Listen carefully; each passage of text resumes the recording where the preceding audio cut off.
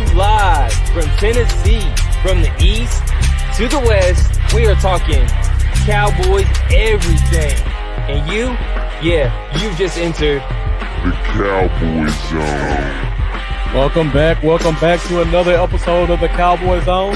This is Marcus Jones coming to you live from Memphis, Tennessee. And this is Lambo from Johnson City, Tennessee with Cowboys, y'all.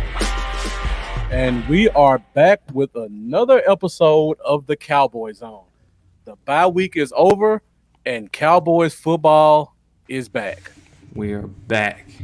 And the great news is we didn't lose last week. Exactly.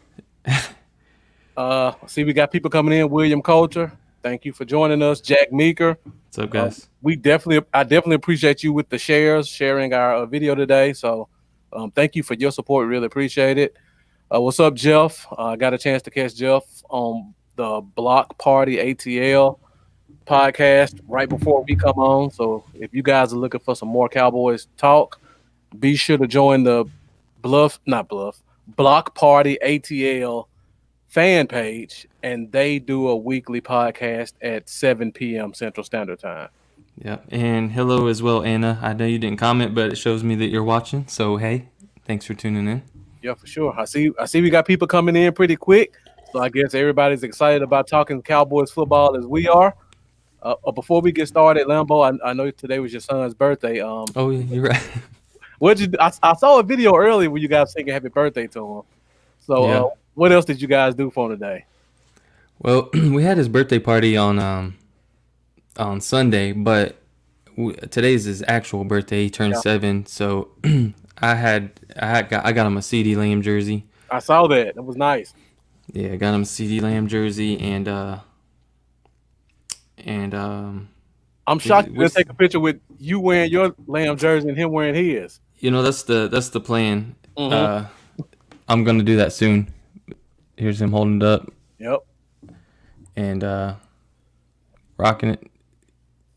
Yeah, so he was happy. Yeah. It's his favorite player right now. It's kind of cool. Takes me back to when I was 7 years old. Legit, like when I was 7 years old, Michael Irvin was my favorite player, number 88. Now I got a 7-year-old son, and 88 is on the current team is his favorite player. It's crazy how time flies. Full circle. Yeah. Full circle. It's crazy. Yeah, I see a lot of people saying they love the jersey. Yeah, I wanted to get him a Navy one because, you know, kids and getting stuff dirty, but they were sold out of the Navy, so I was like, all right, it's all good. Yeah, for sure. So hopefully he can bring us some good luck this week because we got a big matchup coming up with the Minnesota Vikings. Yep. I think this is a winnable game for us, and we'll kind of talk about that more as we go along through the show. And like I said before, bye week's over. But before we go to Minnesota, we have to cover some of the news and stories that have come out over the past couple of days. And before I do that, William, you're 100% right. This is one of the things that makes the Cowboys such a special team. Yes, indeed. For sure. Bringing families together. All right, so first up, we're going to start off with some of our major storylines from the past few days. Storylines. All right, so first storyline, I believe this one happened today. We signed a new player to our practice squad. It's a kid by the name of Keelan Speaks. Came from Kansas City, former second-round pick. Looking forward to seeing him on the field. I know a lot of people aren't familiar with him. I actually went to Ole Miss. I graduated from Ole Miss, so I follow Ole Miss football pretty closely. And I'll just give you guys a quick scouting report on this kid. First of all, super athletic kid. So he's going to bring some athleticism. When he played for the Chiefs, one of my close friends, a shout out to Bossy, he's a Chiefs fan. So he follows the Chiefs and Ole Miss. So he knows a lot about them too. And I hit him up to ask him. And he said when he played for the Chiefs, because he was so athletic, even though he weighed 285, the Chiefs played him like an outside linebacker. So when you look at him and you see his stats don't really stand up to par, it's because for the majority of the time they use him as an outside linebacker to set the edge. And the reason he didn't make it this year is because, of course, the Chiefs signed Taco Charlton. And as much as we hate Taco, and Jeff's an Ole Miss alum as well, hotty toddy, as much as we hate talking about Taco Charlton's best position is 3-4-5 technique. We were playing him out of position the whole time. So as a Kansas City Chief, they're finally playing him where he needs to play. Yeah, he's doing better. Exactly. And I think he's on IR now, but he was playing well at the point. Yeah. So they had to make a choice between Taco or the kid Speaks, and they chose to keep Taco, and that's kind of why he's available. But like I said, super athletic kid. He's not an end. He's a penetrating 4-3 technique. He's 6'3", 285, but his wingspan is 6'8".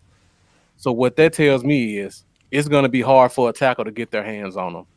His arm length is almost 35 inches. And just keeping up with this team, you guys know how important arm length is to an offensive and defensive lineman. Right. We'll see. We'll see if he gets to touch the field in the coming weeks. Exactly. And I don't want to make this comparison, but I feel like it's a good one. When you talk about David Irving, David Irving was also a Kansas City Chief. Super athletic kid. They played him at outside linebacker. It didn't work. We took him off their practice squad. He got into a 4-3, and he really showed us his stuff. I feel like this kid has that kind of potential. Yeah. But I don't want to just put it out there and make you guys think he's going to be the next David Irving. Actually, to me, a really good comparison to him would be a young Tyrone Crawford, but more athletic. Yeah. I see Jack Meeker. Oh, you did the same thing at the same time. So yeah, I don't know whose 4-game suspension you're referring to. Yeah, I didn't hear nothing about a suspension. I think he had a suspension, but that was in December, if I'm not mistaken. I think he had a 4-game suspension in December. Okay, so he's already served that. Yeah. And like William said, you said you don't know, but they chose Taco over him. The reason for that is because, like I said, Taco is a pure 5 technique. We just played him in the wrong position. Speaks is an athletic inside pass rusher. He just didn't fit their scheme. Somebody took a chance on him. It didn't work. And hopefully we'll benefit from that.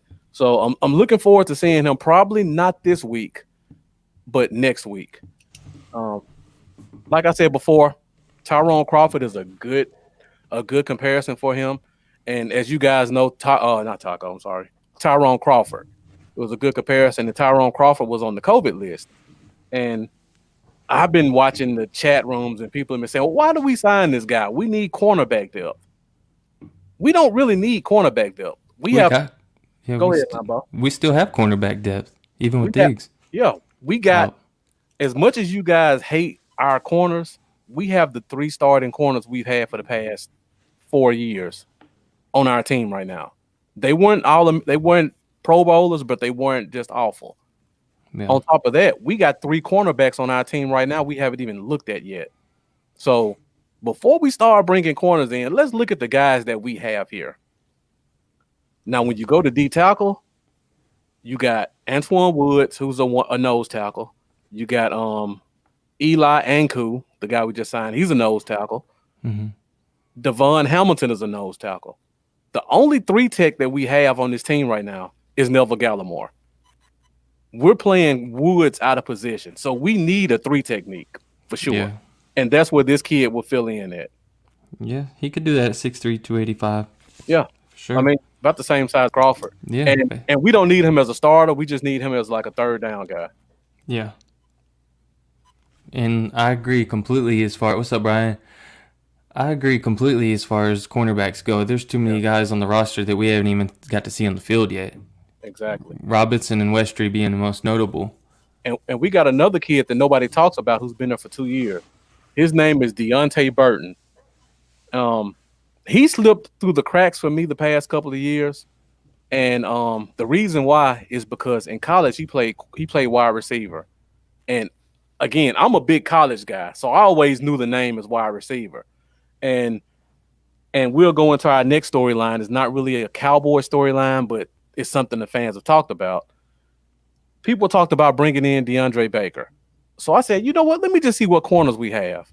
And I looked at Deontay Burton, and we have him listed as a cornerback. So that's another corner on our team that we haven't even seen yet. Yeah. I think we brought up Rashard Robinson to the practice squad. Beard gang in the building. From LSU. I don't know much about him. Yeah. Another one of those guys. He transferred from, I think he started off at Alabama, if I'm not mistaken. I'm almost certain he started off at Alabama and then he transferred to LSU. Yeah. And he's another kid, probably 6'2", 190 pounds, runs a 4.4, 4.5. We got a lot of corners on our practice squad who are tall and athletic. I mean, Deontay Burton is 6'2", former wide receiver, so you know he has ball skills, and he runs a 4.4. And then we got the guy I've been pounding the table about, Chris Westry, 6'4", and runs a 4.3, and he hasn't even left the practice squad in 3 years. Yeah, I would honestly rather get to see him on the field than to have, brought in a Baker. Yeah, I saw the video you posted too, Lambo, about Baker. Of Cooper just completely shaking him in a circle. Right. And then the second one where he just gives up on the play. Right. Just gives up. He does it a lot. Yeah, often. He just pulls up. He won't even try to chase anybody down. Well, he has terrible hips, and he runs a 4.5, and he's 5'11". I mean, yeah. I don't care what round you're drafted in. Yeah, cornerbacks bust. They bust often. Often. And I'll put this in Cowboys vernacular. Assume this kid was Mo Claiborne. Would you want him? Because that's, to me, he's a less athletic Mo Claiborne. Yeah. The first round pick. Would you guys have taken him back? And Brian comes in with the Francis Bernard. I'm looking at Brian's beard. Has it grown longer in the past 2 weeks? It looks like it, don't it? I'm still jealous because I still can't grow anything in this spot right here. Right here. Lambo, I haven't shaved my beard in 3 weeks.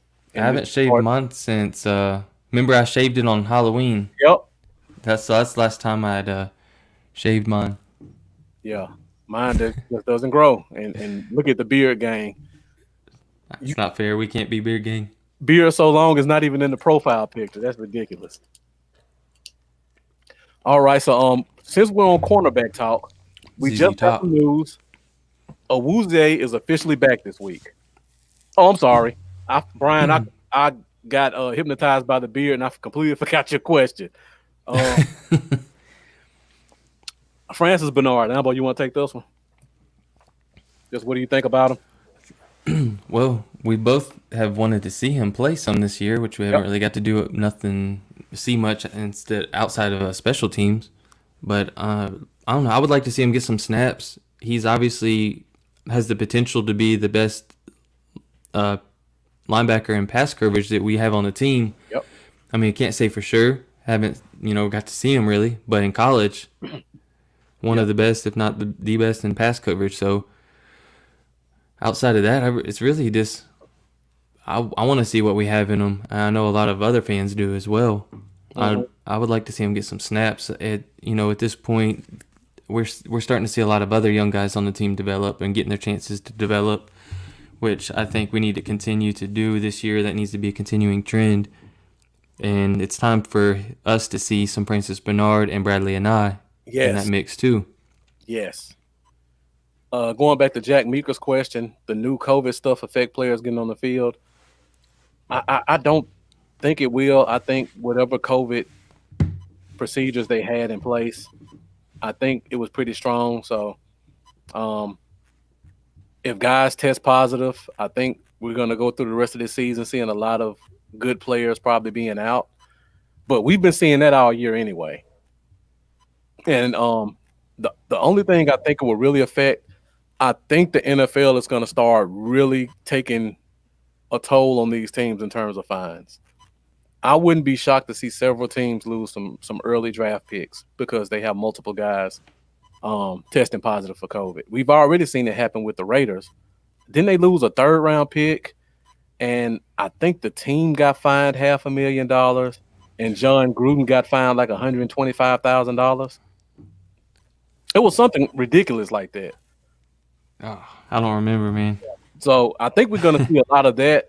And once teams start getting hit in the pockets and in the draft picks, they're going to step in and start making some changes with their players. Yeah. Yeah. OJ O'Neal. Is that a new face, Lambo? Maybe. Well, I don't know if I recognize. Well, if not, thank you for joining us tonight. We really appreciate your support. Coming in with the question. I read an article about that somewhere today, and I can't remember where I seen it at. Yeah, I saw that too. But we still take a hit if we do that, right? Next year. I thought it had to be 2 years from now. What's that? Oh, yeah. If they designate him a June 1 cut, we can save $7 million. And then we'll have a $4 million dead cap hit in 2022. So we can save 7 if we do it post June 1. June 1. Okay. That just depends on how the draft shakes out, honestly. Yeah, that's true. And they're probably going to ask him to take the pay cut, though. That was the article that came out today. Well, it wasn't an article. It was something that somebody said, and people spread it like wildfire. Oh, yeah. Now, OJ, I'm a little bit in disagreement about Jalen. We know what Jalen is. We know he can't cover, but we know he's great inside the box when it comes to tracking down players in the run game. Yeah. I want to see the team take advantage of that. We just talked about Francis Bernard. We know he's a great cover guy. Jalen's playing 97% of the snaps. If you take Jalen off the field on obvious passing downs, he'll probably still be the third or fourth highest playing player on the team. He'll probably still be getting 80% of the snaps. Let's take him off the field for 20% of the snaps. Mm-hmm. Let's put in a linebacker that can cover, or let's treat him like the Ravens treated Ray Lewis for the last 6 years of his career. When teams went to obvious passing down, Ray Lewis covered the flat or he blitzed. That was it. He never covered a tight end. He never went 15 yards down the field. He covered the flat or he blitzed. And we too often see Jalen getting lined up one-on-one with tight ends. Exactly right. We're just not using him to his strengths. We're not using him to his strengths. You use him that way, golden. You let him sit back there in pass coverage, he's going to get lit up. Now, if the team just refuses to use him the way he should be used, either because they want to see their shiny toy on the field or Jalen just has that much influence that he says, I'm not leaving the field at all, then I say let him go because he's hurting the team at that point. But if they would just use him the way he should be used, he's still worth that money because I say he's the best Sam linebacker in the league. Now, what you value that at, that can be debated. But when you have a player who's the best at what they do, or top 5, because he's top 5 in what he does best, you keep that around. And he's bottom 5 in what they're making him do. Exactly. But the stuff that he is terrible at stands out because it's always on third down when you need a stop. Always. That's what kills Jalen. Teams just target it. Yeah. Target him. That's what kills Jalen. But if they would just use him like he should be used, I feel like you would have no problems with having Jalen on this team. Oh yeah, we'd all be much happier with him. That's for sure. Yeah, every play he made would be an impact play if you just took him out on passing downs. I really believe that. All right, OJ, I appreciate the great question, and of course he can't cover. He has he has no other thing he can do but take penalties. Now, the little ticky tack roughing the passer, I give him a pass on that one, but Everything other than that, he just makes some boneheaded plays sometimes. But again, for what he does, he's top 5 in the league. And you guys would hate to see him go to a team like the Ravens or one of these teams or the Niners, or a team with a real DC who sees what he does and uses him. He would be amazing. Good follow-up. Only if the team commits to going to a 3-4 full time. Yeah, it'd have to be a 3-4. He can't play defensive end, but outside linebacker in the 3-4, he could do that. Yeah. He's too athletic for DN either. Like Brian said, yep, J. Lou's good for that too. Yeah. All right, so we got appreciate that, OJ. Appreciate your support. Help us blow up. Like Thanks, our man. videos. Be sure to subscribe to our YouTube channels, and also make sure that you share whenever you see us online. We go live every Wednesday night, 8:30 Central Time, every Sunday at 11 o'clock for a pregame show. Thank you for your support. Yeah, thank you. All right, so Lambo, we get a Woozier back. Yeah. So it looks like we're going back to our corners from last year. Pretty much. Woozier, Almost. Brown, and Lewis. I wish Jones was in that mix right now. I know. Yeah. How do you think we're going to look going forward with this cornerback group? I don't think it's going to be, honestly, I don't think it's going to be as much of a fall off as a lot of people are thinking. Mm-hmm. I really don't. Our top 3 guys right now with Diggs out have played together, like you said, for the last so many years. At least 3 years. They've got the chemistry. They know how to play with each other. So, I think Anthony Brown will probably end up on the outside. Okay. Maybe. I agree. And I just don't think it's going to be far off from what I don't know. I'm not expecting them to turn on and become shutdown corners, but It's not going to be a tremendous drop off, is I guess what I'm trying to get at. And I think our pass rush is going to continue to improve, and it'll help hide a little bit of that as well. Mm-hmm. What I am looking forward to seeing, or hoping to see, is Donovan Wilson continue to progress and help them out a little bit back there. Yeah, because he's been coming on. It seems each week he seems like I see a little bit more in him. Exactly. This kind of gives me reason to be optimistic. He looks more comfortable in playing. Mm-hmm. Yeah, getting his legs under him. Now, great points you made, Lambo. And I'm with you. I don't expect us to magically just become shutdown corners, but I don't expect us to fall off the cliff. Yeah. I don't expect us to look as bad as we looked with Darryl Worley playing outside. My only concern is what happens with our number 4 corner. I don't like Savion Smith at corner. I think he's a safety. I don't either. Man, let's see what Reggie Robinson's got. I don't know. You want to move him back to corner? I mean, I'd like to. I'm scared. I'm scared we could be seeing one of those Byron Jones situations. You rush the guy off to safety. Mm-hmm. And maybe he's a good corner. We just don't know. I don't know. Yeah. I would like to see him get an opportunity. I want to see something, right? Like, I would like to see it. I mean, Woods has shown me nothing to say he should play 100% of the snaps. I look at the snap count every week. Woods has played 100% of the snaps the past two or three games. I know the last 2. That doesn't make sense to me. Put Robinson on the field for 10%. Give him 12 snaps a game. Let's see what he can do out there.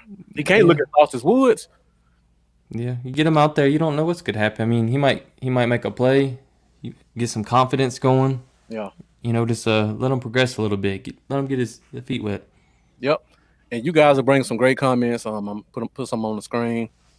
That are great. And that's a good point. It was funny. I need to stop doing this, but going into these fan sites and responding to people. And Lambo, I know you do it. And I look at your post and I'm like, Lambo, why are you getting sucked in? And then I do the same thing. And it sucks because you waste half of your freaking day responding to notifications. So I was going back and forth with some guy who was talking about Anthony Brown sucks and he shouldn't be on the team. And I said, Anthony Brown is not a great player. He's an okay cornerback. He's not awful. I've seen awful. Yeah, he's not awful. Go watch the Raiders, the Falcons, and the Seahawks. You'll see an awful corner. Those are awful corners. We've seen awful corners before. Right. Marion Edwards. Yep. Exactly. Green Lattimore. I think that's something you want to. We've had some awful corners before. He's not an awful corner. And Shane, thank you for joining us. I think I saw you on Star Gang earlier, so I appreciate you coming over. Same with you, Brian, as well. He says that we win the division, we're going to mess up our draft position. You don't want to see the Cowboys lose, but would it be better in the long run if they do? Lambo, what do you think about that? About going for the division and missing out on being a top 5 pick team? I don't know. I feel like there's busts anywhere you draft, really. Honestly, you could look at any year's draft and see some of the best players in the entire draft not coming in the top 10 picks. Yep, exactly. So I don't know. As fun as it is, like it's fun on draft day. It's really fun. But I don't know. I don't know if I would ever want. I don't know. I want us to win, even if it's ugly, even if it doesn't amount to anything. Personally, I don't want to see them give up. I want them to, just push it the whole way through, and you never know what can happen. Yeah. But and the other catch-22 to that is people only look at it from a draft perspective. If you guys want to be able to get veterans who still have talent to come to this team on cheap deals, you have to be a team that they think can win. Like, as much as we talked about Everson Griffin and how horrible he looked, he wouldn't have come here if he didn't feel good about this team possibly making a playoff run in the preseason. Yeah, Gerald McCoy too, which unfortunately he got hurt, but it would have been huge for us had he not got hurt. Exactly. So if you want to be able to capitalize on getting veterans who are good locker room guys and who are trying to make that push, they don't want to come to a team that they see tanked. That's why Jacksonville pretty much had to get rid of every veteran they had on that team. Yeah. That's why Oakland has to rely heavily on the draft to get decent players, and they haven't so far. I mean, we got Trayvon Diggs at pick 51 last year. CD slid all the way to 17. Just like Lamar said, we always draft well. Yeah. Now, here's the other thing I'll say about the draft, and I don't want to get sucked in the draft talk because I know I'll go 20 minutes on that. If we're not picking top 5, I'm taking a corner. Yeah. If we go 1 or 2, I'm not taking one of those quarterbacks. If I go 3, I want the tackle. If I go 4, we can have a discussion between Parson and Farley or whoever you like. And even we say top 4. So if I'm picking between 4 and 20, I'm going corner anyway. And for me, the drop-off between Surtain, Farley, Wade, Jace Horn, and Paul Adebo is not much of a drop-off at all. Okay. So if I'm picking 5 and I'm taking Surtain, or I win the division, I'm picking 18, I'm picking Adebo, I'm still getting a starting corner. So I'm good either way. If we do that, does that mean Chidobe's out the door next year? Well, at least one of them is. And there's no doubt in my mind Jordan Lewis is gone. Yeah, he's out of here. He will pack up tomorrow if they cut him. Probably gladly. Yeah, he wants the opportunity to go start somewhere. He wants to play outside. Yeah, that too. Yeah. So unless you tell me we're gonna tank and we're gonna try to stay in the top 3, I say go for it because it's a heavy corner draft, and we're gonna get our guy either way. All right, so I can't wait for the draft. Yeah. Still mid-season or still season's still going on. I'm sitting here thinking now about how fun the draft is going to be. What's up, Dennis? Yeah. the last time we picked in the top 5, it changed our franchise. You talking about the Zeke year? Oh yeah, that was Well, I think our franchise changed more because of that 4th round pick than the first round pick. But yeah. that's I think another discussion for another day. it could have been Ramsey and then Henry. Yep. Ooh. Dennis Rivera, thank you for joining us as well. All right, so we got one more storyline to talk about, and then we'll go into this Vikings game. We're at 35 minutes right now. The last storyline is, I believe Brandon Knight may be back this week. He'll Good. definitely be back next week, but they've taken him off and put him on a 21-day window. He was a limited participant today, which tells me there's a good chance he plays on Sunday. So, Lambo, if Brandon Knight plays, if he's available to play, do you think we see a line change, a line shift? And if so, how will the line shift? We better see a line shift. And, you know, if you asked me this a few weeks ago, I probably wouldn't have said this, but I will probably leave Irving at left tackle for now because he hasn't been absolutely disastrous. I don't know. I'm not sure yet. Like, I like some continuity. I like to see them. I don't know. It's kind of rough on the O-line when you switch it up so much, but you got to get Steele out. Like, Yeah. So I would like to see Knight go to right tackle. I'll leave Irvin there for now at left tackle. If he at any point starts to, total struggle bus, like this outrageously bad play, then we could talk about putting Knight back at left tackle. Right. And I don't know. I don't like the left tackle at all. I won't even say his name, but I don't want to keep shifting the line, which is a good point. He hasn't been as awful at left tackle as I thought he would be. He hasn't been good, but I don't want to see you move him again, even though I think Knight is a better left tackle. He's an even better right tackle. So to me, that makes the right side of your line even better. So at least you can say you've upgraded 3 of your 5 positions. Yeah, I would just take Steele out anyway, for sure. All right, so Lambo, we also got Tyler B. I don't think he's going to play this week. I think he's going to sit out with that hamstring injury. And we'll probably talk about this for the next week or two. When he's healthy, do you think he gets his starting spot back? I'm gonna say yeah. Okay. I'm not completely convinced in my mind that they'll do that, but it just makes too much sense to me to have the young guy that's going to be your future at the position continue to get the reps and experience, so he's ready to go next year when Dak's back. So to me, I think he does and he should. Yeah. Hopefully the staff feels the same. I hope so. Jack Meeker definitely agrees. And William, I feel sorry for Steele too, because he should not be on the field. You're right. It's a horrible circumstance that got him here. But unfortunately, he is on the field, and we have to talk about it. If you go look at Brandon Knight was an undrafted guy last year who only played one game. So coming into the year, that's my dude. Brandon Knight played one more game than Steele, and Brandon Knight looks far and away a better player.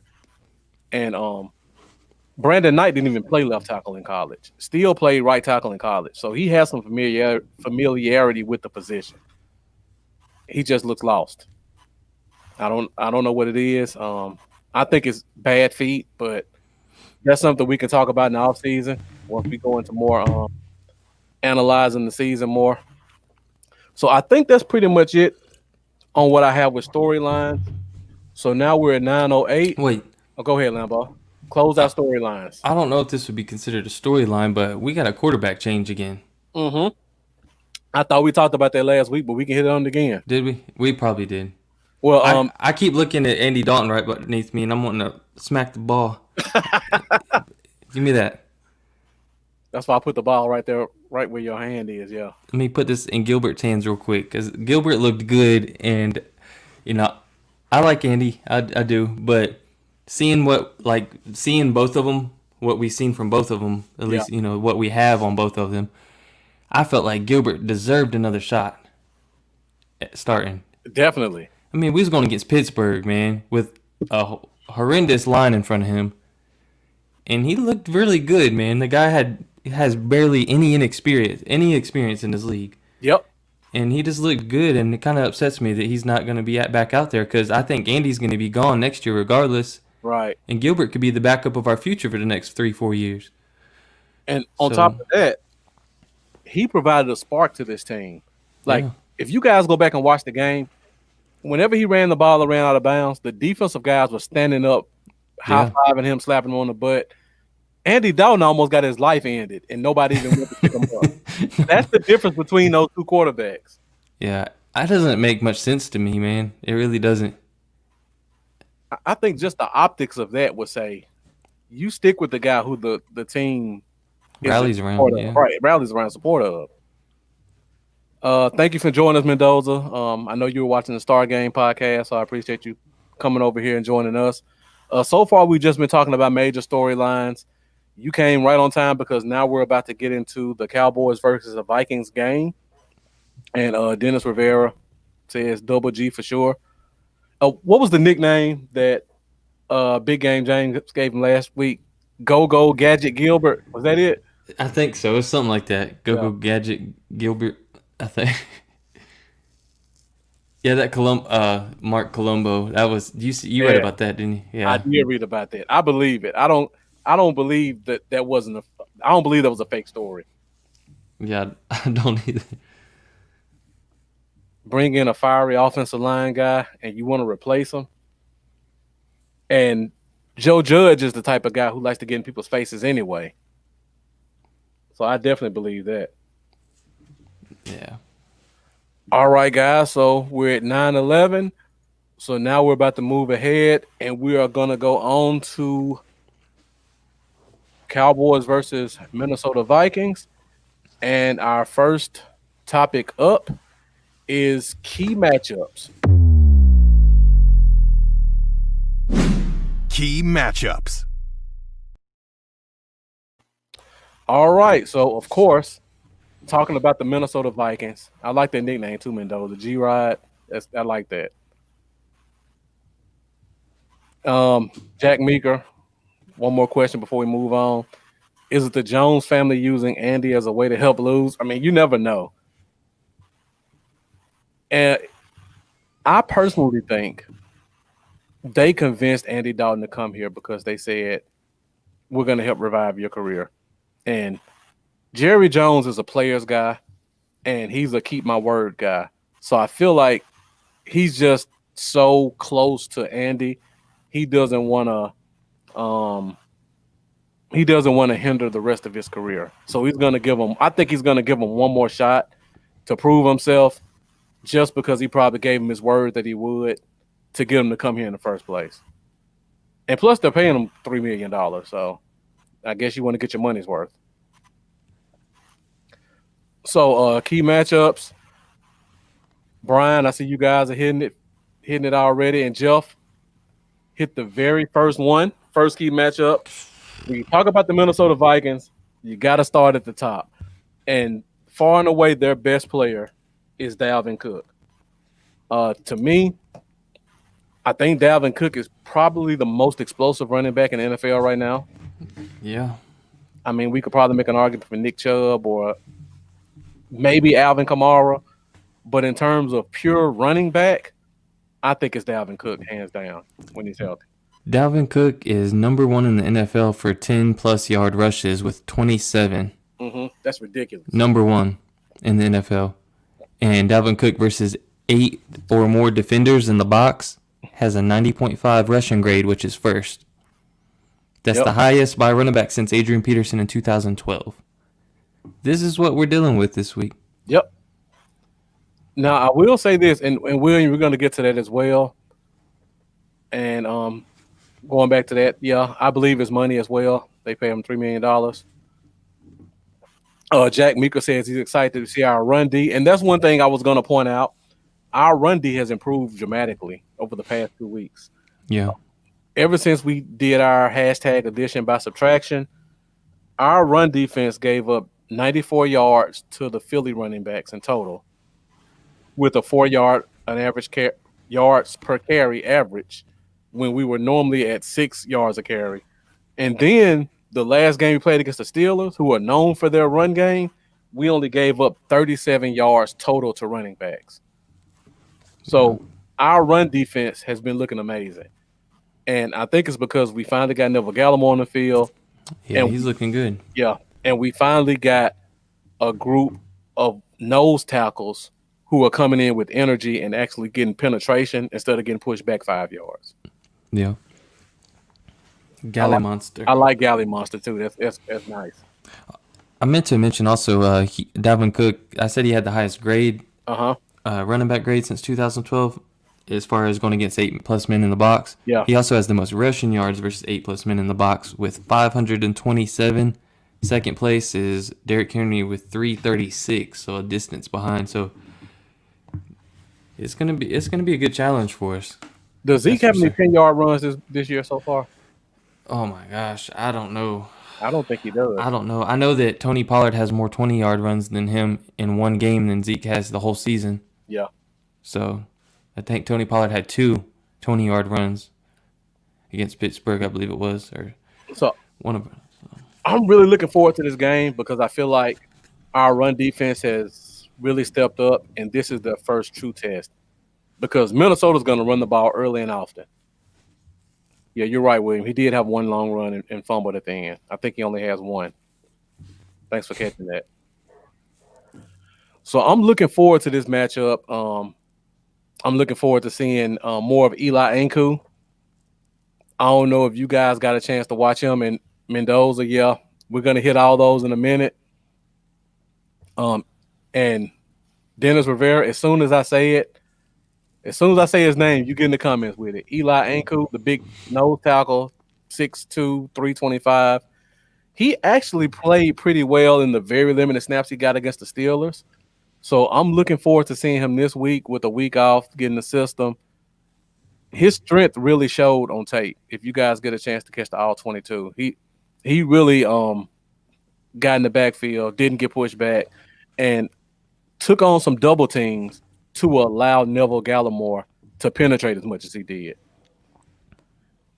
And the Vikings offensive line isn't very good. So there are some opportunities for us there in stopping the run. So I'm looking forward to seeing that. All right.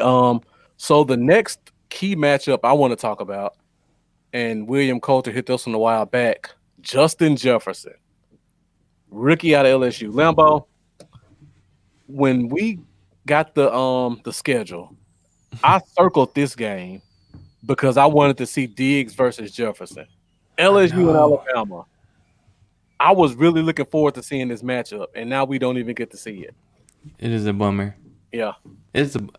I'm really upset that Diggs ain't going to be out there for probably the rest of the season.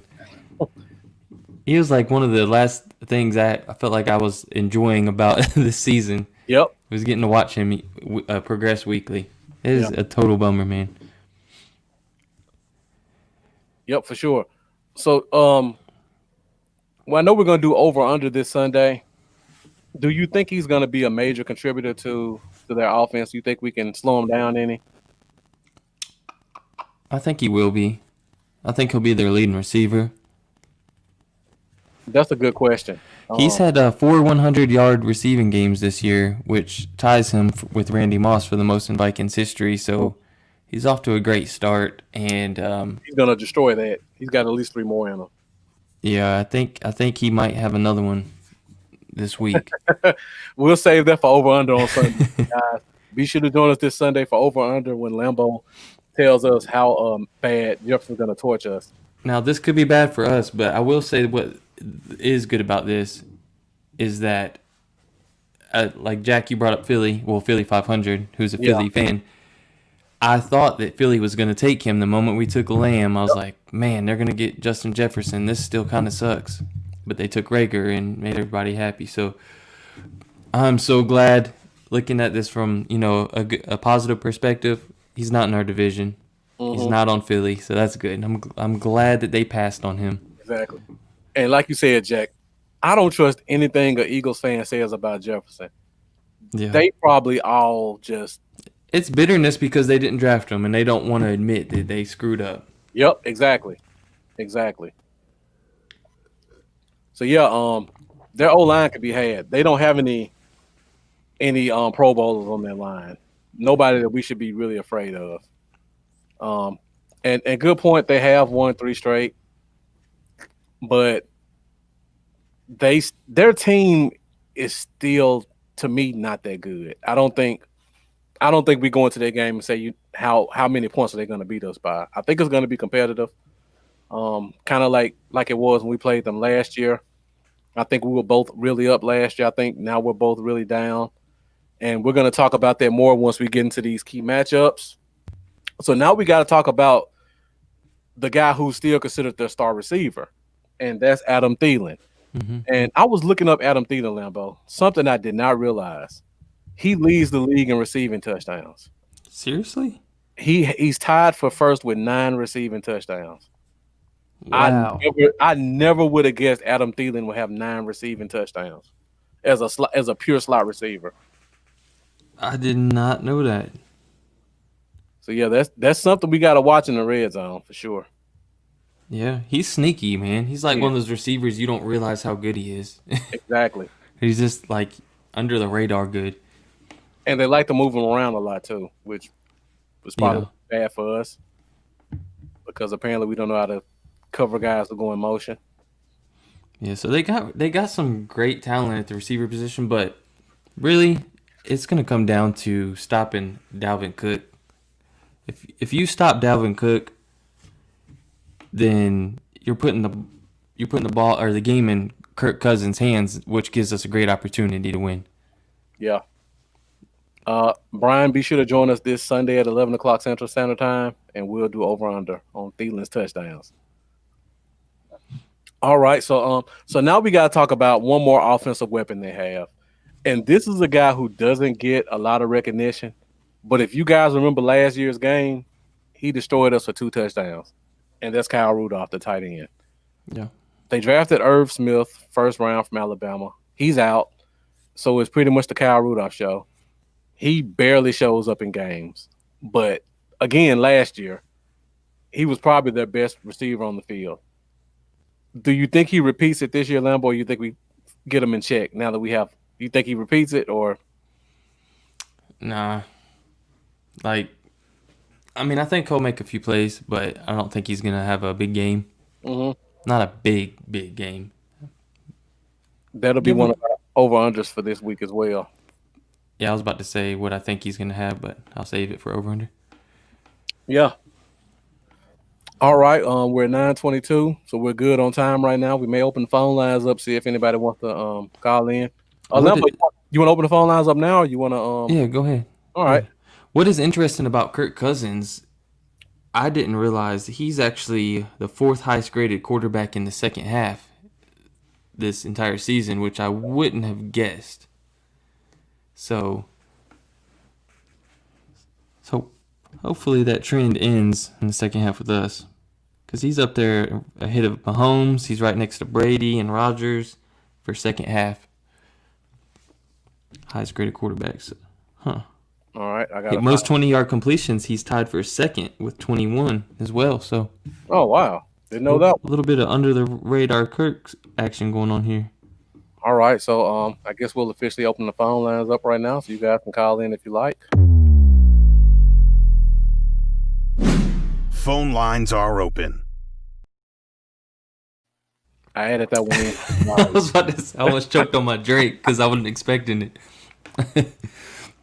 So, phone lines are open. So I haven't used the phone line in about 3 weeks. So if somebody calls in, if it doesn't get through, be sure to let me know in the comments so I can try to fix it really quick. But we got a couple of more key matchups to talk about, and if anybody wants to just call in and talk about anything, we'll be more than happy to discuss a few other topics. If anybody just wants to call in, talk about anything, donate a few hundred on Cash App, no, I'm just playing. I'm just playing. Hey, if you do want to support, we do appreciate it. We want to start giving out more prizes and stuff like that, and we don't want to come out of pocket. So if you guys want to contribute to the fan base and us giving out gifts, we'd appreciate your support and hitting up our cash apps. We're not using it for ourselves. We're using it for you guys. Yeah. Shane Oh, Odom, catch us on Sunday, 11 a.m. Central Standard Time for over under. you like that after say? So yeah, Cook or Jefferson. I think those are pretty much the two guys we have to watch. Like I said, when I did my research, seeing that Thielen had 9 receiving touchdowns was a big shocker to me. But I think the explosive plays from Cook or Jefferson would be the ones that kind of take us out. Yeah. And William Rudolph has been horrible for 3 years, but he somehow got 2 touchdowns on us last year. Everybody wants to beat the Cowboys. Exactly. We're every team's Super Bowl, no matter what our record is. Yep. All right, so now we talked about the Vikings offense. Let's talk about the Vikings defense. And the first thing I want to talk about, we got to start up front. Their defensive line is not very good. Their front seven has been probably more decimated with injuries than ours has been. I think Barr, their linebackers out. They traded Yannick Ngakoue. They Danielle Hunter, their other defensive end, is out. So they have a bunch of just guys on their defense. And when I was looking the team up, nobody on their defense has more than 2 sacks. So Lambo, I know we talk about the 2 tackles and we got Andy Dalton coming in. Do you think that's gonna help us a little bit finally move the ball a little bit more and get a better read on Dalton, knowing that their D line has been struggling, or do you think they just step up when they play us? I could kind of see a little bit of both. Uh-huh. I feel like at times they will actually show up and make some noise in our backfield. But I feel like there will be a good portion of the game where he has plenty of time to throw as well. So I think it'll be a little bit of both, but I think Dalton will look much better than he did previously in his start and a half. I don't know who Steven is. I know who Odenigbo is because he's their best pass rusher. But Mendoza, let me know who Steven is, full name. I think you're talking about the D tackle inside, but I don't know his last name or his first name. Sorry. So yeah, I really feel like this is one of those games where the Vikings don't really blitz, so we're not going to have a Cardinal situation. They're going to really try to play us straight up. Shamar Steven. I'm not familiar with that name, but I'll be sure to look it up. And like I was saying, they play pretty straight up. Their front seven against our front five. I don't think they have the horses to get back there on us, no matter how bad our guys have looked. So I feel like if whoever our quarterback is wants to have a good game, this is a good game to do it in. I do like their run game. Their defensive tackles play active, and their interior linebackers play the running lanes pretty good. So we'll see how that goes. But again, not a lot of sacks. So this should, if we ever were to have a clean pocket game for our quarterback, I think this will be the one that we should see it in. And Jeff says we need to run the ball directly at Kendrick. I agree. He's not very good against the run when you run straight at him. Jalen Steele shown flashes. I'll be sure to check that out as well. And you're right, Jack. We did run well against the Steelers. That's true. Yeah. So now I don't know how much of that was morale was up because of how the quarterback was playing, or us just playing better. But I think this is a good game for us because their strengths are what our weaknesses were prior to the bye week, and their weaknesses are going to help us see what we thought were our strengths. And with that being said, That takes us to the secondary of the Vikings. And their secondary is probably worse than their front seven. For anybody who follows the Vikings, I know Mendoza does. All three of their starting corners were free agents, and they let all three of them go.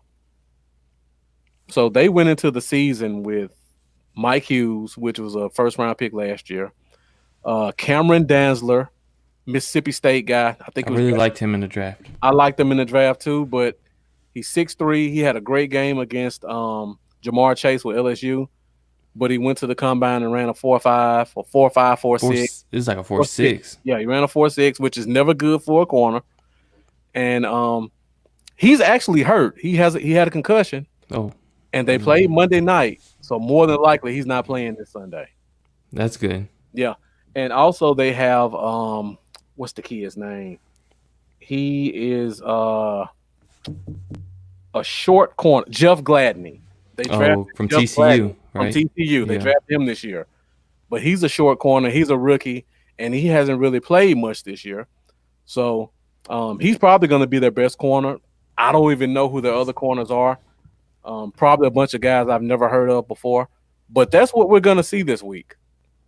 They still got their amazing safety, so I don't want to take that from them. But they are severely lacking at the cornerback position. So, Lambo, I'm being optimistic. I think this is a perfect storm of not a lot of pass rushers. All their corners are out. Our offense should be able to move the ball this year. What do you think? Just hearing what I just told you about their team. I think it's gonna definitely keep us in the game if we can just limit Dalvin Cook some, just enough on defense. I think our offense can score enough to win this game, and I think our defense has been showing up weekly. Now, it's a little bit. I mean, they're almost getting consistent with here over the past couple weeks. So I don't know. I think we're gonna pull off a win. Honestly, I think I had this as a loss. Yeah. Leading into the year, which is kind of crazy because you're thinking, okay, that was when we had Smith and Collins and Dak and everything. But what I seen out of the team against Pittsburgh, even though they're making the quarterback change that I don't understand, and even though Diggs is hurt, I do, like I said, I don't think our cornerback's going to be as big of a drop-off as everybody thinks. And I think we could pull one out here, but I think it will be a close game. And what you mentioned is going to really open up things a lot for our offense. Yeah, I think so too. And I see Mendoza putting a bunch of their players up there. I don't know any of these guys. Now, I do know Quadria Tankersley because I'm a Clemson fan. Clemson, yeah. Yep. So I remember him, and I know his weaknesses. I'm not concerned about Quadria Tankersley at all. He looked lost in college. He was just athletic, so I expect more of the same. Cameron Danzler, I'm almost certain he had a concussion on Monday night, so we may not see him for this game. And then you talk about Chris Boyd. I have no clue who that is. I guess we'll all find out what he is together on Sunday night. Marlo, thank you for joining us. Appreciate your support coming in. So I feel good about this game, like Jeff said. Worse than the Seahawks. This game, and Cole, thank you for joining us as well. Appreciate you coming in. I feel good about this game. Looking at their strengths and weaknesses versus our strengths and weaknesses, I think we finally got a glimpse of our offense last time we played. I feel like we're going to expand on that, even with Andy Dalton playing. So I'm expecting to see us finally get back in the 20s again. I'm confident in that. Yeah. What's up, Lo? Yeah. And all right, guys. Phone lines are still open. Dennis, we agree. Shouldn't be a quarterback change for sure. So another thing I like about this game, we're coming off a bye week. They're coming off a Monday night game against probably the most physical team in the NFL in the Chicago Bears. So we'll see. And on a short week. So they play the Chicago Bears on a short week, and then they have to turn around and play us, who should be as healthy and as energized as we've been all season. So I just feel like this could be a perfect storm game for us to really set the tone coming out of the bye week. I do too, and it's gonna be interesting to also check in on Cameron Dancer as it leads up to the game because I'm showing him questionable. I think he was present at practice today, but I think he was limited. So yeah, I got to check that too. But I'm almost certain he had a concussion, and he did. I talked about this when Just not enough time to clear. Yeah, you need at least a full week to clear concussion protocol. If he plays, I'd be really shocked. We had this discussion about Zach Martin when he had his concussion. I said the exact same thing. It's hard to clear concussion protocols, especially when you add in the COVID and all that type of stuff. And Jeff, good point. Kirk Cousins probably does play action more than any quarterback in the league. So we're going to see a ton of that. And Cole, like you said, the Vikings are just starting to get hot. I have to go back and look at the last 3 teams they played. I know they played Chicago. And Chicago is a team full of fool's gold. Their offense is horrible. Their defense is good at positions, but they still don't generate a lot of pass rush because Quinn has been pretty much a huge disappointment for them. So I'm looking at they played the Bears, they played the Lions, and they beat the Packers. Okay. I didn't realize they beat the Packers. So they are coming in pretty hot. So if we can beat them, this will be a really good game to build our morale going into the rest of our season. Yeah, I mean we're right there. Right there. I mean, and we play the at division's Minnesota. right there. Division is right there for the grabs. Yeah, Cole. We already talked about that with key matchups.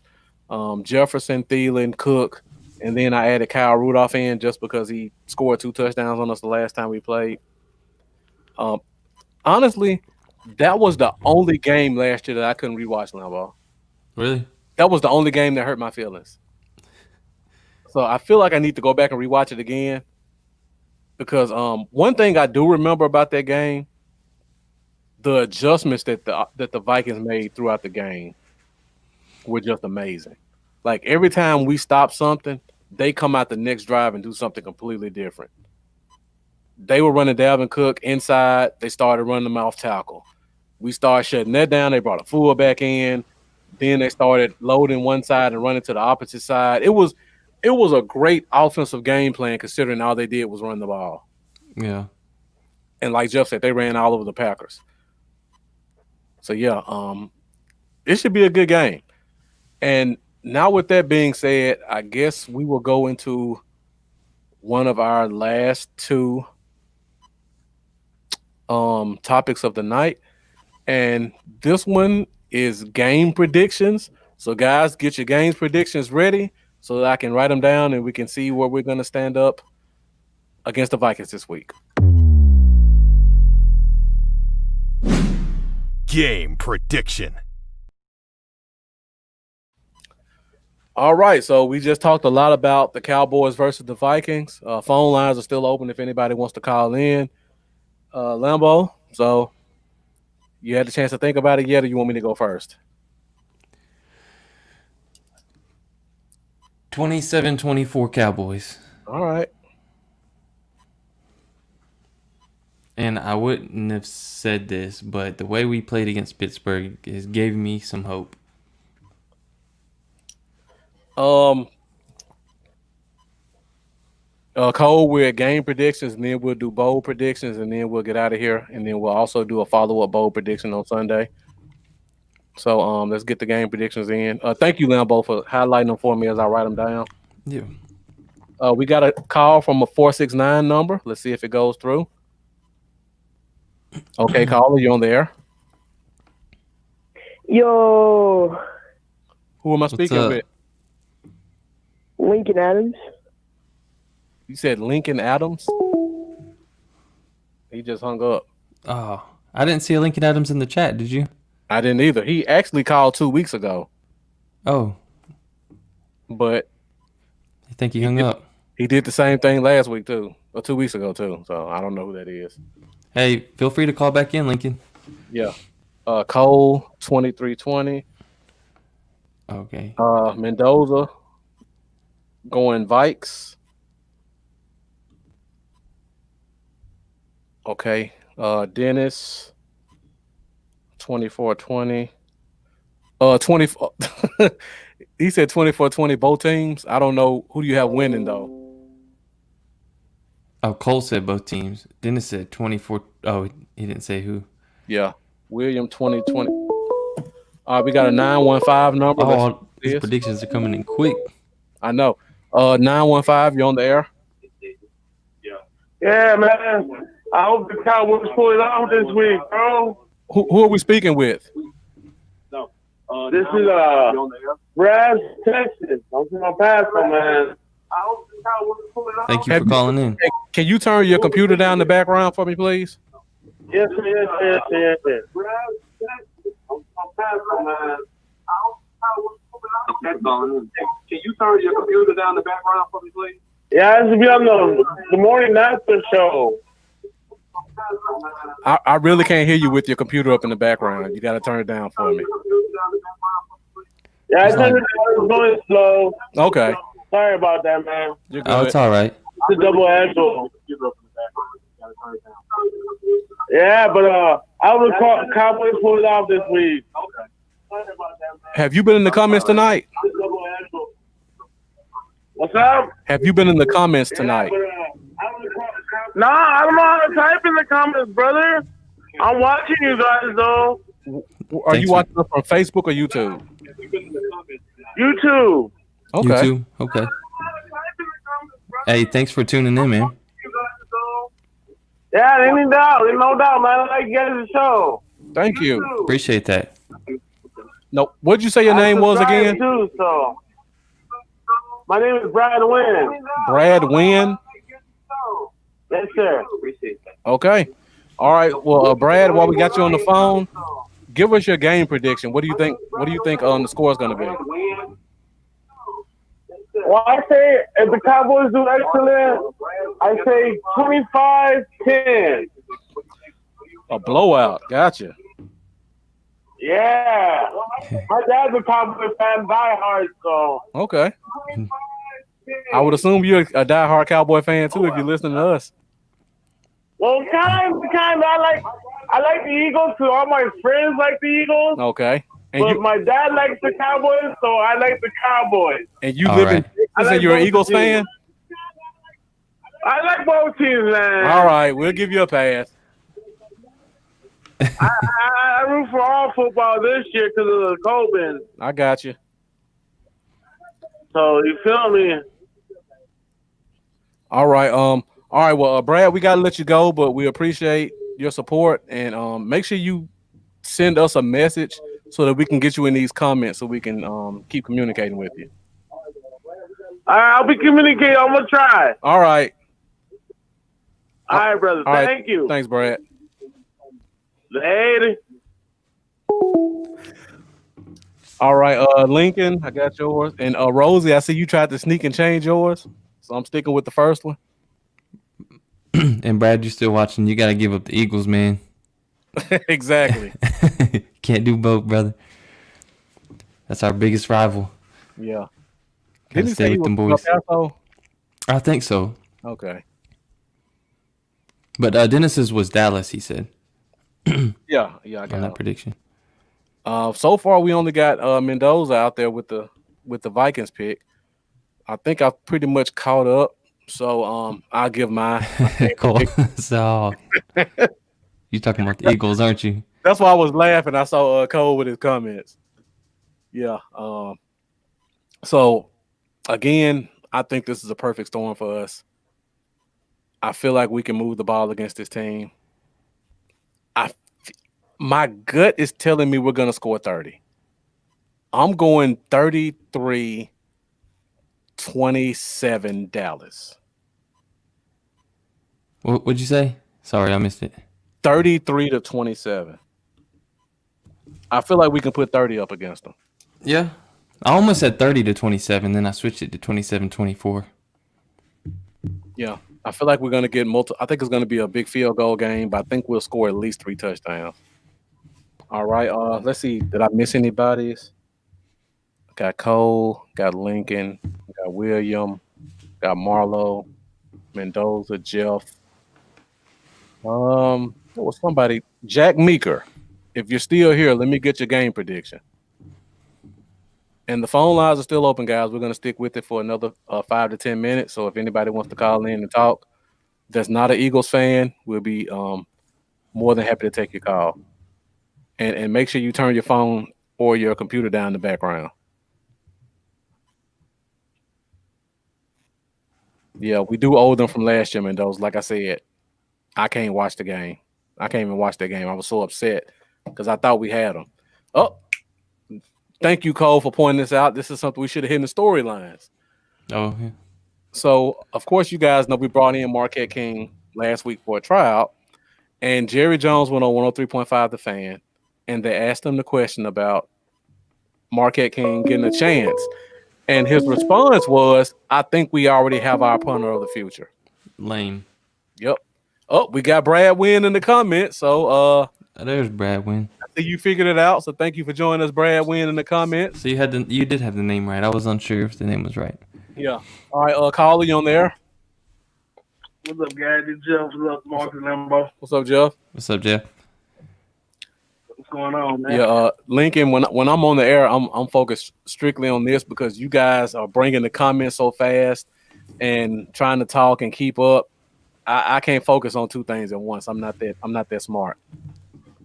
I can only focus on the screen and the comments. I like basketball, but I'm just it's not in my heart like Cowboys football.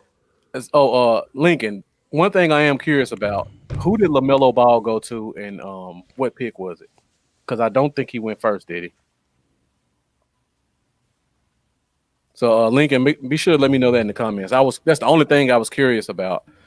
I saw the Memphis guy Wiseman went to Golden State, which is going to be trouble for the West. But I'm curious to see where LaMelo Ball went to. All right, Jeff, I got you down at 34-31 Dallas. Give us a quick rundown why you think that's going to be the score. Well, I don't know, but the Minnesota offense, to me, just resembles what the Los Angeles Rams does. Okay. As I said earlier, I made a comment that if the run game is effective, that Kirk Cousins is going to kill us on play action. Yep. That's pretty much their game. And so it was kind of a bittersweet moment because the Cowboys are my team. I got Dalvin Cook and Jefferson on my fantasy team, so I want them to do good. But like I said, if we don't contain, I don't know if you're going to stop. So Dalvin Cook had, 95 yards against the Bears? Mm-hmm. That's pretty good against that defense. So I think their defense is better than ours. So we can keep him to like 110, 120 yards. I think that's a win for us. Okay. But like I said, if the run game is effective, Kirk Cousins is going to kill us on play action. It's going to be wide open. And I think a sneaky play this week, if he plays, would be Irv Smith Jr. I think he's out. If he's out, that's good. But if he plays, that's a sneaky good play because he's an athletic tight end. And I don't know. I see him being matched up with Jalen if he plays. I see that for a lot of reasons. Of course. And Jalen would lose that matchup all day, every day. Yeah, we had that discussion already. Yeah. But I definitely think it's a winnable game. The secondary is young, inexperienced, and really our receivers, if we can give Dalton some time with a decent running game, our receivers should run circles around the secondary. Yeah, I agree. I'm looking forward to it. And that's why that's kind of why I'm predicting kind of such a high score shootout, because our defense is playing better. But like you said, right now, this is just Dalvin Cook. He's a beast. Yeah. Jefferson is coming, and then if you try to key on Jefferson, Thielen can sneak in and hurt you. And I think that we're probably going to have to try to score some points and kind of almost outscore them. That's why I had my prediction so high. Yeah, I agree. Yeah, I could see that happening as well. On the flip side, if our defense play well, we could win, a game that's in the 20s, maybe. But I'm just thinking Kirk Cousins got at least 2 touchdowns in, and Dalvin Cook going to have at least 1 or 2 on the ground. somewhere like that. So I can easily see them scoring at least 28 points. Mm-hmm. Yeah. I'm really looking forward to seeing our new look defensive line because I like the additions they made. Yeah. And Jack saying that kind of got me feeling like, this would be a good time for Cooper to have one of those blow-up games. He ain't had one of those in a while. Yeah, that's true. There's always like 3 times a season Cooper just like goes off the rails, like just explodes. And this will definitely be the game to do it. Yeah. So, Limbo, are you telling me to start Cooper in fantasy this week? That's what you're telling me. Yeah. Fantasy favorites is this Sunday at 11 a.m. Central Standard Time on the Cowboy Zone. Tune in. Hey, I was just trying to get an early jump on the game. Hey, Jesse Perez, thank you for joining us all the way from Okinawa, Japan. We appreciate your support. And I believe you're military, so thank you for your service. Yeah, definitely. If you're in Okinawa. Yeah. All right, and like Cole said, Jefferson and Cook get them up and down the field, and Thielen turns to a red zone threat. I'm still shocked he has 9 touchdowns. That's still amazing to me. Yeah. And he had 2 against Chicago Monday night. He did, yeah. I mean, it's not out of the ordinary, man. All right, Jeff, well, you hopped in early before your favorite segment, and this is our last segment of the night. So once again, everybody in the comments, be sure to get ready to leave us what you think is going to happen. And it's time for everybody's favorite segment and the last segment of the night, and that is bold predictions.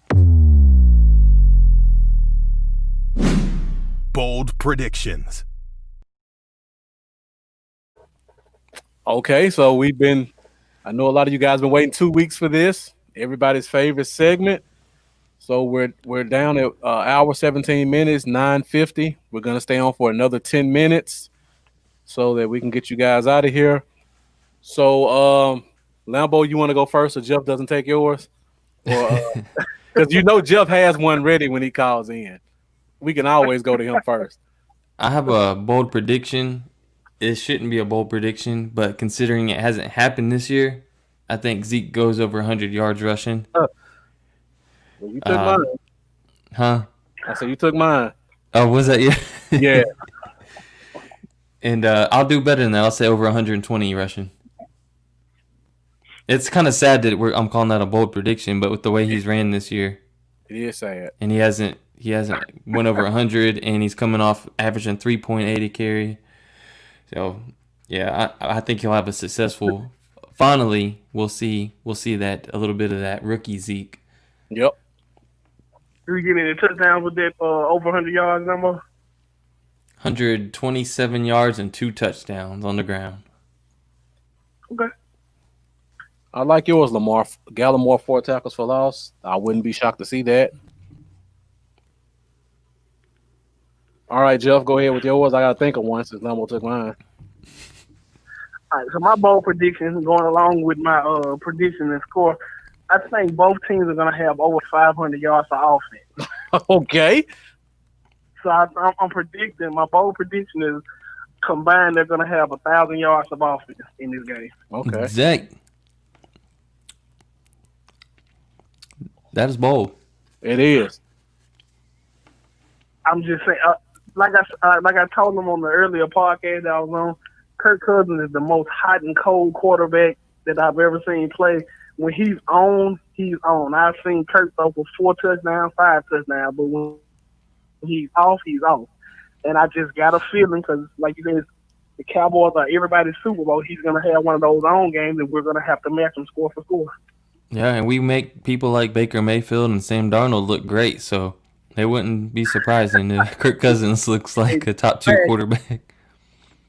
Especially because being that Kirk Cousins used to play in the NFC East too, so he has, some knowledge about our team.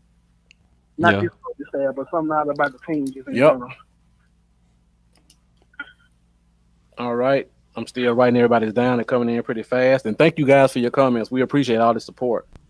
And before we go, make sure you like our videos wherever you're watching it, because they help our analytics. So everybody who's still here with us, just give us a quick like wherever you're watching it. And also, if you feel the urge, also share it so that people who haven't seen it can watch it. Share it to your personal page. Share it to your favorite page. Did pick 6. All right, you guys got them coming in quick. Gallup 150. I got to think of another one because actually mine was going to be along the lines of Marlowe. I thought this could possibly be a Gallup game, so I was going to say 100 and a touchdown, but Marlowe blew mine out of the water. So let me think of another one real quick. Let me help you out. Marcus. I Think revenge game. Revenge game. Think revenge game. George Who's playing Iloka? in this game? George Iloka? Nah. Who's playing for the Vikings now that used to play for the Cowboys? George Iloka? Dan Bailey. Oh. Oh, Dan Bailey gonna come out here and kick like 9 field goals, kick the game winner on us. Zorline's gonna miss like 3. I'll be so mad. I didn't know where you were going with that one. I forgot all about Dan Bailey, which is funny because I named my dog Bailey after Dan Bailey. Jack, thank you for that. We appreciate your support as always. Oh, okay. I'm still trying to think of one. I got one. All right. I think Donovan Wilson finally gets that first pick. Is it just a pick or a pick 6? Nah, I'm not going that bold. Okay, you go pick. All right. He almost got one last week if they wouldn't have ran into each other. Yeah. Shane Odom, kick return. Didn't the Bears do a kick return last week against the Vikings? I think Cordell Patterson had one. Cordell Patterson took it back. Okay. In a revenge game. Yeah. Yeah, Bailey has played well for them. I hate we got rid of him. The game in Dallas is in Minnesota. It's in Minnesota, but it's a dome. Yeah. Okay. There you go. Dan Bailey. Yep. Dan is his favorite. Getting it out the way early, huh, Jeff? No, that's not my fan. I just like the way Lambo said that. Okay. Dan Bailey kicked 9 field goals in a game winner to beat us. I just like the way Lambo said that. All right, I'm going through. Lincoln, if you're still here, let me get a bold prediction from you. And who else did I miss? It was Shane. Shane Odom. Shane Odom, you didn't give us a game prediction. I don't believe, but I think he said he give me a bold couldn't. prediction. I think I remember him saying he couldn't give a game prediction because he felt like the team's not going to rally around Dalton. I think that was his comment. Hey, Dennis, I see you changed yours up from 5 sacks total to 2 sacks for Gregory.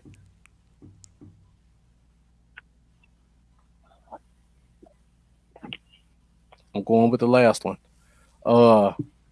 Dark Astro 13. Thank you for watching us on YouTube. We appreciate it.